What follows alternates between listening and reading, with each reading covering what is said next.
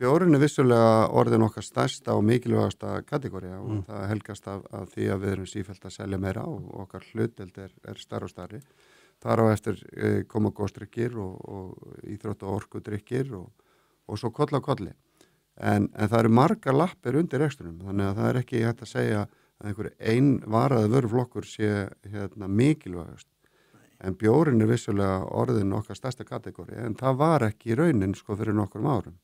Hvaða merki að seljast best? Er það Good Light, gullið þá? Good Light er langsöluhasta vörumerki núna á Íslandi. Við erum með tæplega 17% hlutdeild í verslunum á DFR. Já, 17%? Já. Bara á gullið? Bara á Good Light. Já. En hvað eru Ölgerðin með stóran hlut heldur að markaðnum í Íslandi?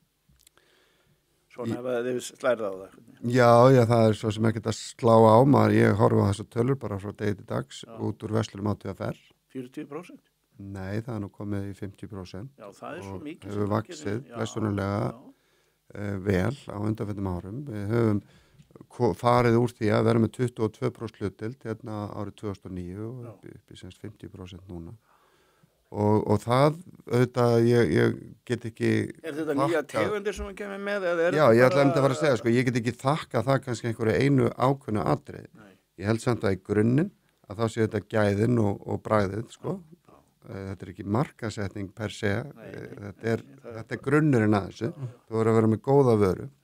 En svo í COVID, það gerði svolítið merkilegt að við vorum með Íslendingana heima, þeir voru ekki að ferðast erlendis. Og neyslan í raun og veru þráttur að túristinn færi og hún jókst. Íslendingarnir drukku vel. En þeir voru með eitthvað samanskupið setjandi inn í stofu og skiptu yfir í lætin eða sem sagt svona kolvetni skerta bjóra. Og það hefur bara haldið áfram eftir þetta. En það hefur bara fólk komist á bragðið. Þetta er bara frábær bjór og hann er léttur í maga og þetta drukkið miklu meira af þessum bjór kannski heldur en þessum hefðbundnu bjórum. En síðan þá höfum við þetta verið með vöru nýjangar og kynntum akkurat fyrir ári síðan Bola X. Og Boli X í raun og veru svona kolvetni skertur bjór, glútenfrí líka. Og hann hefur á þessu eina ári náð 3% markaðshlutdeild. Já, það er mjög vel gert. Sem er alveg ótrúlegt, Þetta, ég hef aldrei séð þetta áður og ég er náttúrulega búin að fylgjast með þessu markaði yfir 20 ár. Aldrei gerst áður. Og þetta bara, við erum að tapa þarna inn í eitthvað undirliggjandi trend hérna á Íslandi. Og það líður ekki svo dagur, ég fæ ekki fyrirspurn á utan. Bara hvenær getum við fengið að sjá lætbjórun ykkar í útlöndum?